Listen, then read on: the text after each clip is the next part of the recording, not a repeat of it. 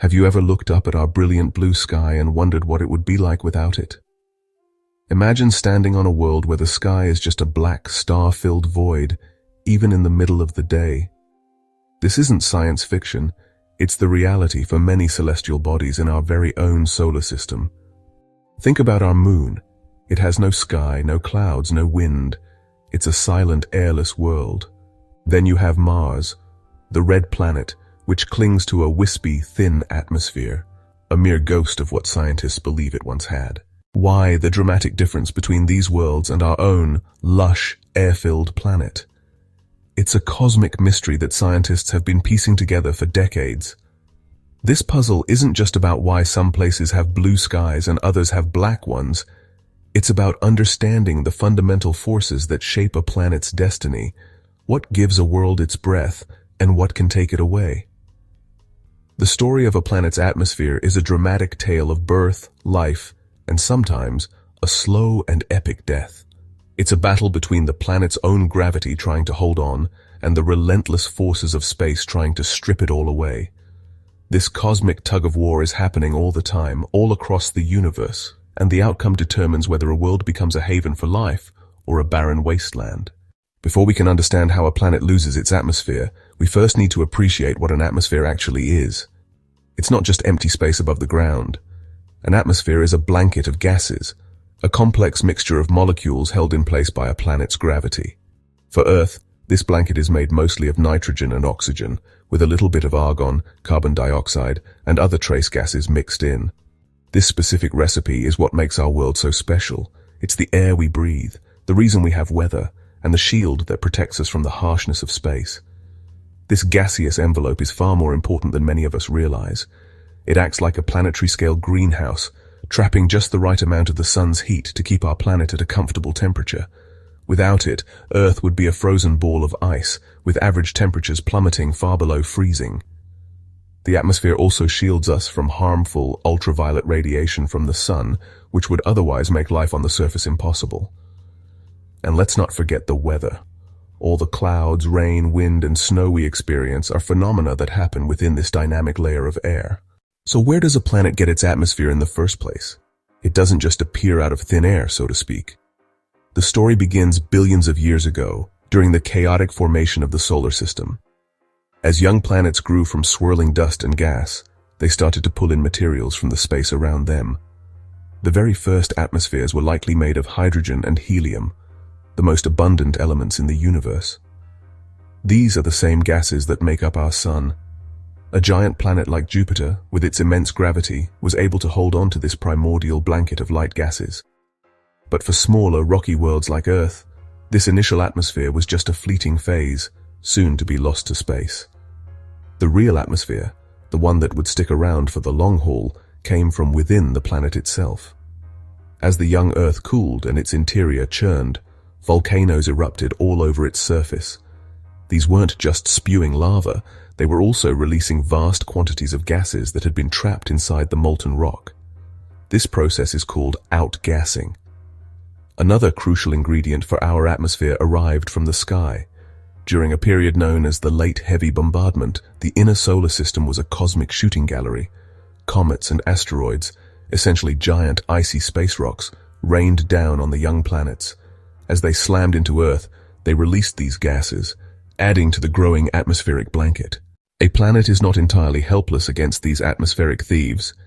It has two primary lines of defense rooted deep within its own structure, its gravity and its magnetic field. Gravity is the most basic requirement for holding onto an atmosphere. It is the fundamental force that anchors the blanket of gas to the planet's surface. Simply put, the more massive a planet is, the stronger its gravitational pull, and the harder it is for gas particles to escape. This is why the gas giants have such incredibly thick, massive atmospheres. Earth has enough mass to hold onto heavier gases like nitrogen and oxygen quite effectively, but it's not strong enough to permanently retain large amounts of hydrogen and helium. The second, more active defense is a global magnetic field. This invisible shield, called a magnetosphere, is generated by the motion of molten metal in a planet's core, a process known as a dynamo. This magnetosphere deflects the solar wind, forcing the stream of charged particles to flow around the planet instead of slamming directly into our atmosphere. The tale of two planets, Earth and Mars, perfectly illustrates the importance of this magnetic shield. Both planets likely started with molten cores and protective magnetic fields. However, Mars, being smaller, cooled down faster. Its core solidified, its dynamo shut down, and its magnetic field vanished. Without this shield, its atmosphere was left exposed to the full, unrelenting force of the solar wind. One of the most fundamental ways a planet can lose its atmosphere is through a process that sounds like something from a kitchen boiling. But instead of water in a pot, we're talking about gas molecules at the very top of an atmosphere boiling off into the vacuum of space. This process is called thermal escape. The molecules and atoms in an atmosphere are never still. They're constantly zipping around, colliding with each other. The temperature of a gas is just a measure of the average speed of its particles. At the very top of the atmosphere, if one of these particles happens to be moving fast enough and in an upward direction, it can overcome the planet's gravitational pull entirely. Think of it like throwing a ball into the air. If you throw it gently, it comes right back down. But if you could throw it with enough speed, escape velocity, it would fly off into space and never return. This process isn't the same for all gases. Lighter particles, like hydrogen and helium, are the most likely to escape. Because they have less mass, they don't need as much energy to reach escape velocity. While thermal escape is a slow and steady process, there is a much more aggressive force at play: the solar wind. This isn't a wind in the earthly sense. Instead, it is a constant stream of charged particles that are continuously blasted out from the sun's corona at speeds of over 1,000,000 miles per hour. For a planet without a strong global magnetic field to protect it, this solar wind can act like a sandblaster, relentlessly eroding its atmosphere over eons. These collisions can be powerful enough to knock the atmospheric particles right out of the planet's gravitational hold. This is precisely what scientists believe happened to Mars. The red planet once had a thicker, warmer atmosphere, capable of supporting liquid water on its surface. But early in its history, Mars lost its global magnetic field. The MAVEN spacecraft, currently orbiting Mars, has directly measured this process in action, confirming that the solar wind is a major culprit in the transformation of Mars from a potentially habitable world into the cold, arid desert it is today. Beyond the slow boil of thermal escape and the steady erosion of the solar wind, there is a third, far more violent way for a planet to lose its atmosphere: a giant impact. An impact from one of these large bodies is a cataclysmic event, capable of releasing an unimaginable amount of energy in a single, violent moment. This energy can do more than just carve out a massive crater. It can blast a huge chunk of a planet's atmosphere directly into space. For a small planet, a single, sufficiently large impact could be enough to remove its entire atmosphere in one go. When we look at the planets in our solar system, Earth stands out as a true champion of atmospheric stability. It's what we might call a Goldilocks planet: not too hot, not too cold, with an atmosphere that is just right for life. This perfect balance is no accident. It's the result of several key factors working in harmony for billions of years. Earth has the right size and mass, a powerful global magnetic field, ideal location in the solar system, and life itself has played a profound role in shaping our atmosphere. Mars today is a cold, dusty world with an incredibly thin atmosphere, less than 1% the density of Earth's. But all the evidence points to a very different past.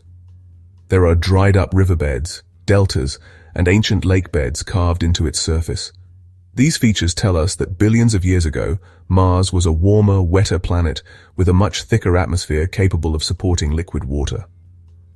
Venus is often called Earth's twin because it's nearly the same size and mass. However, when it comes to its atmosphere, Venus is anything but a twin. It's a hellish world, shrouded in a thick, toxic blanket of carbon dioxide that's 90 times denser than Earth's atmosphere. This crushing atmosphere has created a runaway greenhouse effect, trapping so much heat that the surface temperature soars to over 460 degrees Celsius, hot enough to melt lead. When a planet starts to lose its atmosphere, it doesn't just lose a random mix of all its gases at once.